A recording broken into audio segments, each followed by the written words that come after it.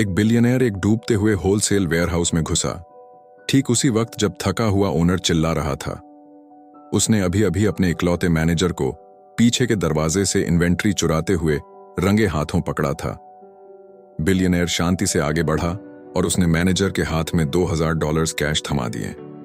उसे वहां से दफा होने को कहा और हैरान ओनर की तरफ मुड़ा। ओनर हार मानकर एक लकड़ी के पैलेट पर बैठ गया और अपना चेहरा मलने लगा। उसने समझाया कि वो महीने के 300 पैलेट्स निकाल रहा था, लेकिन उसके मार्जिन्स खर्चे और बर्बादी में ही खत्म हो रहे थे। उसका महीने का किराया $8000 था और एक पैलेट पर उसका प्रॉफिट सिर्फ $40 था, और जो बचता था उसे उसका अपना स्टाफ चुरा रहा था। वो दिन के 14 घंटे काम कर रहा था और फिर भी डूब रहा था। बिलियनर ने उस बहुत बड़े और आधे खाली कमरे के चारों तरफ देखा और अपनी एडवाइस दी। उसने ओनर से कहा कि वो हर आइटम की कीमत को तुरंत 0 प्रॉफिट मार्जिन पर ले आए। बिलियनर ने बहुत शांति से कहा कि बिजनेस को बचाने का इकलौता तरीका यही है कि अपने कोर प्रोडक्ट को अगले 30 दिनों के लिए पूरी तरह अनप्रॉफिटेबल बना दो। ओनर ने उसे ऐसे घूरा जैसे उसका दिमाग खराब हो गया हो। उसने बहस की कि उसकी कॉस्ट पर यूनिट $12 है और अगर वो उसे $12 में बेचेगा तो वो 3 हफ्तों में बैंकरप्ट हो जाएगा। वो चिल्लाया कि अपने मार्जिन्स को छोड़ देने से बिजनेस और जल्दी खत्म हो जाएगा।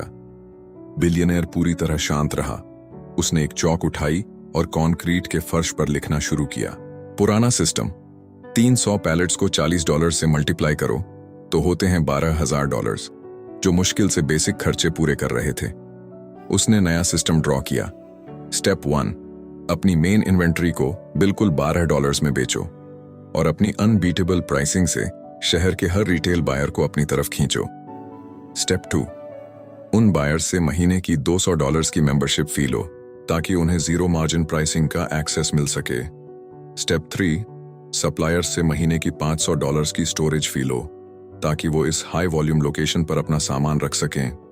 अगर 100 बायर्स मेंबरशिप पे करते हैं तो वो $20000 का प्योर प्रॉफिट होगा, प्लस 5000 सप्लायर फीस से नई रेवेन्यू $25000 महीने की हो गई, वो भी पूरी तरह एक ऐसे प्रोडक्ट पर जो 0 प्रॉफिट बना रहा था।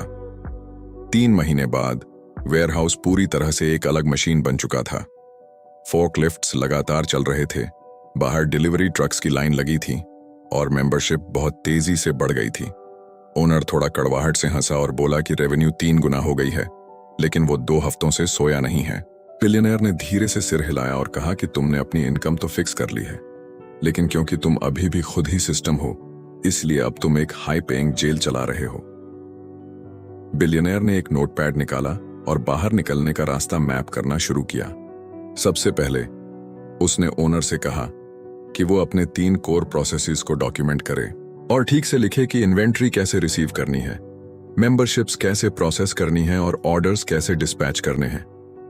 दूसरा, उसने उसे कहा कि महीने के $4000 देकर एक ऑपरेशंस मैनेजर हायर करो और 30 दिनों के अंदर सारा डेली कंट्रोल उसे ट्रांसफर कर दो।